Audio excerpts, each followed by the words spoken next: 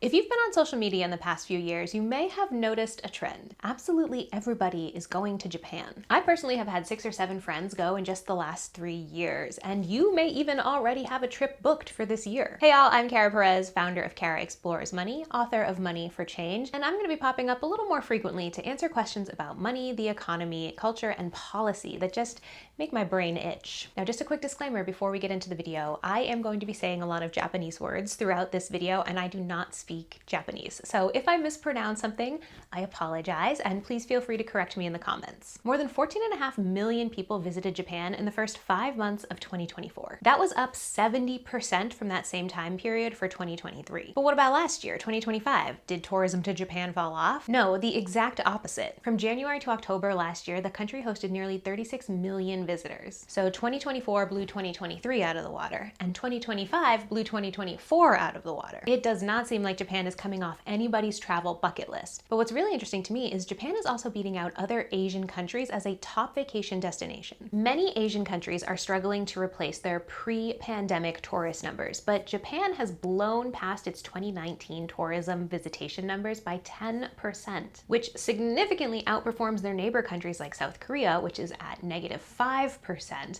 Indonesia, -8%, and Singapore, -14%. So what's going on here? Why do we all want to visit Japan so badly? Well, as per usual, it starts with money. In 2024, the Japanese yen was having a really rough time. The yen hit a 38-year low in June 2024, which made Japan a much more affordable destination for everyone in the world, but especially for people from faraway countries like the United States. Inbound tourism contributed half of Japan's year-long GDP growth in 2023 and 0.4% of GDP growth in 2024. Now that might not sound like a lot, but when you consider that inbound tourism only contributed 0.1% to Japan's GDP between 2010 and 2019, all of a sudden you see how big of a growth spurt it's really had. Now this isn't unusual. It's not strange for countries to invest in tourism as a way to boost their economy when their money is struggling. But Japan is having success like very few other countries. Why is Japan's tourism push working so well? Well, we gotta throw it in reverse and take it back to our cultural perception of Japan, because if there is one thing that Japan has been exporting very well for the past couple of decades, it's a vibe. If you think about money from another vantage point, you could say that all of the kids in the United States who grew up with Japan as a cultural touch point in the 80s and 90s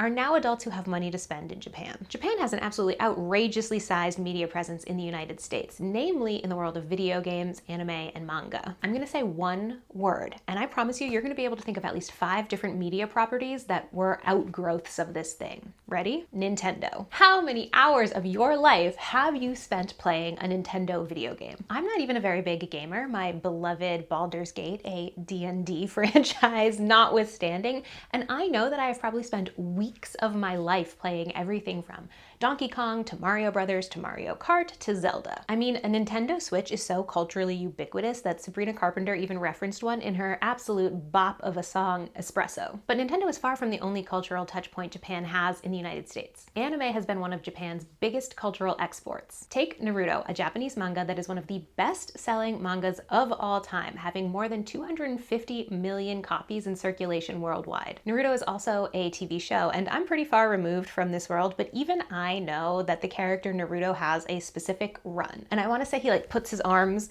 behind him and head first, it goes barreling forward. So let me know in the comments if I'm getting that right. There's Dragon Ball Z, which is a hugely popular TV show that originated in 1989. And of course, there's Pokemon. Pokemon has been famous for at least 2 decades now. I mean, I remember being in middle school and the trading cards came out, and that's what we would do at recess. We would trade our Pokemon cards. I mean, I used to play Pokemon Yellow on my Game Boy Yellow. There have been Pokemon TV shows, Pokemon movies, Pokemon books. I bet if you stop and think about it, you can name 3 Pokemon right off the top of your head. I mean, for me, it's Squirtle, Charizard, and of course, Pikachu. Now, everything we've talked about so far has largely been children's media, but there is plenty of Japanese culture in adult media as well. There's movies like The Seven Samurai, The Last Samurai, Kill Bill, even the Teenage Mutant Ninja Turtles are a franchise aimed at adults that have their roots in Japanese culture. I personally was a huge fan of the Three Ninjas franchise back in the 90s. Did anyone else watch that? Don't leave me out here alone. I know one of y'all have seen it. And in 2024, Shogun was a massively popular TV show in the United States, and the first Japanese language series to win a Primetime Emmy for Outstanding Drama Series. So when you start noticing it, Japan is everywhere and has been since the 80s. I mean, Donkey Kong Jr. first came out in 1982. Plus, Japan's got good word of mouth. Like I said, I've known 6 or 7 people who have gone in the last few years, and all of them come back absolutely raving about Japan. Not only have I never heard a bad thing about Japan from someone who recently visited, but I've also never heard anyone be neutral about their time there. No one's like, Japan, it's fine. And that's in large part because when you're boots on the ground in Japan, you're getting the best that Japan has to offer. Culturally, Japan has a very strong sense of omotenashi hospitality, a word so synonymous with the Japanese welcome that it is now in the Oxford English Dictionary. And it means good hospitality characterized by thoughtfulness, close attention to detail, and the anticipation of a guest's needs. Hospitality in Japan is not like, hey, welcome to my house, can I get you something to drink? Hospitality in Japan is on another level, and that trickles into the tourism industry. Additionally, the country ranked 3rd in the World Economic Forum's Travel and Tourism Development Index and has a strong cultural identity. Japan is known for being clean, having great food, and having a great train system. It's easy to get around, you're going to find something delicious everywhere you go, and it's a beautiful country.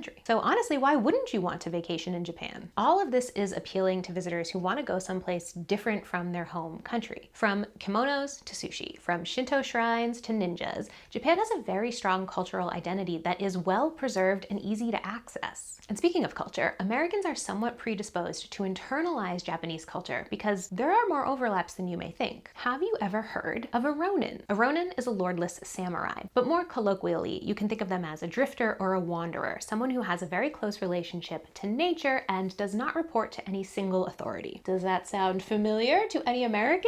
Perhaps a man on a horse riding through the American West with a fabulous hat? American cowboys can be seen as a version of Japanese ronin. There's a strong, enduring idea of both connection to the land and independence that comes through in a lot of Japanese culture and American culture. Quite famously in Japan's history is the Ako Vendetta, a real historical event from the 1700s in Japan, where a band of ronin avenged the death of their former leader. The idea of ronin have endured not only in Japanese culture, but also in media. And the identity is very similar to an American cowboy, a strong, independent person who has an intimate knowledge of the land and is not bound to any higher authority. And of course, let's not forget the social media of it all. I mean, how many times have you seen this photo on your Instagram feed? Or the world famous cherry blossoms? We are marketing Japan to ourselves at this point. The hashtag Japan has 189 million uses, while Japan food has 2.1 million and Japan travel photos has 1.8 million. So all of this Japanese media and culture has been coming directly at us since the early 80s. But the country itself drew up a more formal plan to enter our hearts in 2013. Have you ever heard of Cool Japan? Japan as a country and as an economy has been investing heavily into its identity as a vacation destination. And I mean this both from a traditional marketing point of view and a softer point of view. The JNTO, the Japanese National Tourism Organization, exists to promote Japan across the world. They are on social media, they have a website, they are working with influencers to get you to Japan. And specifically in 2013, Cool Japan was launched. In order to understand Cool Japan, we have to go back to the 1940s. In a post-World War II world, Japan was 2 things. First, deeply broke, and 2, under new legal leadership. Article 9 of its post-war constitution prohibited Japan from maintaining a traditional military force, which meant, unlike the United States, it could not use its military to muscle its way into other countries and force its cultural identity on other people. So Japan adopted soft power, a term defined by political scientist Joseph Nye as the ability to shape the preferences of others through appeal and attraction. All of a sudden, all that cultural exportation makes a lot of sense, right? Now, the specific goal of Cool Japan encompasses everything from video games, manga, anime, and other forms of content, fashion, commercial products, Japanese cuisine, and traditional culture to robots, eco-friendly technologies, and other high-tech industrial products. I know we've been talking a lot about Japan's cultural exports, but take a second and think about your understanding of Japan. When I think about Japan, I think advanced, I think clean, I think sushi, and I think ninjas. That's what Japan wants me to think. That is what Japan has poured millions of yen into making me think. Japan wants to be seen as a nation on the cutting edge of technology, on the cutting edge of fashion, on the cutting edge of culture. But it also wants to be seen as a country that protects its existing culture and preserves its history. And that's what Cool Japan does. Cool Japan as a marketing strategy was updated in 2024, aptly entitled new cool Japan strategy. I mean, if it ain't broke, you know? And Japan is putting big money behind this marketing campaign. The Japanese government has accepted a budget draft of 53 billion yen for Japan Tourism Agency for fiscal year 2025, starting April 1st, 2025. The 5.4% more budget draft than the fiscal year 2024 budget will continuously be used for creation of sustainable tourism areas, strategic initiatives to send inbound tourists to local areas, and expansion of the domestic travel market under the 4th Basic Act for promoting a tourism-oriented country. Did you catch that last phrase? Tourism-oriented country. That's what I want to talk about next. Because not all tourism is created equal. And so the question becomes, can Japan and the very lucrative global image of Japan survive its own success? Most tourism to Japan is concentrated in Kyoto, Tokyo, and Osaka. And over-tourism is becoming a problem for these areas. In particular, overcrowding in popular spaces and cultural differences in public are becoming a big issue with regular Japanese people. One big consistent problem is that not many visitors to Japan actually speak Japanese, which a lot of local business owners find incredibly frustrating. In Kyoto, where over-tourism is most acute, tourists have been banished from the back streets of the geisha district of Gion, while the city is belatedly adding special buses for travelers amid complaints that elderly residents can't access public transportation. In Hiroshima, one restaurant serving the local soul food of okonomiyaki has declared visitors verboten on Friday evenings, limiting entrance to residents and regulars. Now, a common argument for tourism is that tourists bring money to economies. And that is true. But remember what I said earlier, the Japanese yen has been struggling in recent years. The Japanese yen is a lot weaker than a lot of other countries' currencies,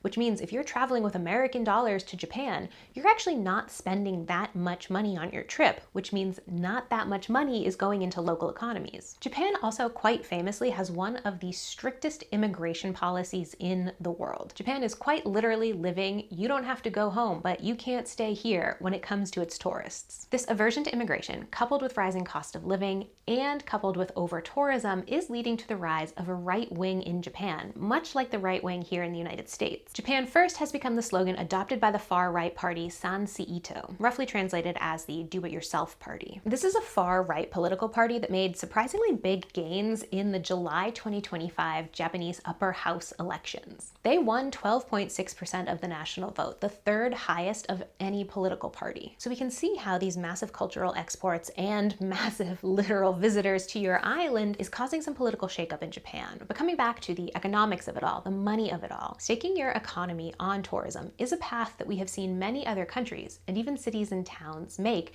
and it's a pretty tough road to walk. Building your economy on other people visiting you leaves you really vulnerable to anything that disrupts the flow of people around the world. Something like a global pandemic can have absolutely devastating effects on your economy. A dependence on tourism can also cause a rise in the cost of living, a rise in the cost of food, even a rise in the cost of property values, as people want to buy properties in places where tourists are visiting so that they can charge tourists more. This in turn drives people, especially elderly people, out of homes that they may have been living in for decades, and it changes the cultural landscape of a town or even entire regions. Over-tourism is an international problem, probably made most famous by Barcelona, where protests against tourists have made headlines for years. Now, Japan is doing some things to address its spike in global popularity. And so far, the number one strategy seems to be charging tourists more for being there. In 2023, prices for the Japan Rail Pass, which is a train pass exclusively for tourists, were raised. And local businesses are adopting the same strategy. A theme park in northern Okinawa charges foreigners and Japanese residents different entry prices. Day tickets for international visitors are currently listed as 8,000 Japanese yen, which is about $56.07 per adult, while adult day tickets for Japanese residents are 6,000 yen, or $44.15. So if tourism is causing all of these problems for Japanese people, why is the country continuing to invest so heavily in it? That economy is facing some of the challenges that other rich nations are facing, predominantly population decline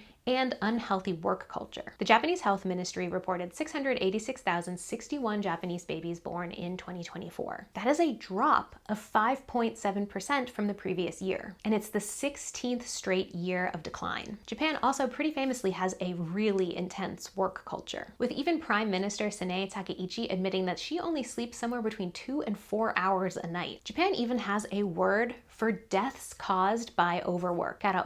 These two things might be pushing Japan to invest more in tourism because it's money that comes from outside of their own borders. As it stands now, Japan is set to still be a top destination for travel in 2026. And as Japan grapples with some of the issues caused by tourism, tension between Japanese locals and tourists will continue to be an issue. But as in all things in our current economic system, where the money flows is where the people will be. A strong international interest combined with those tourist promotional dollars means that we're all going to continue to be obsessed with Japan for a while yet.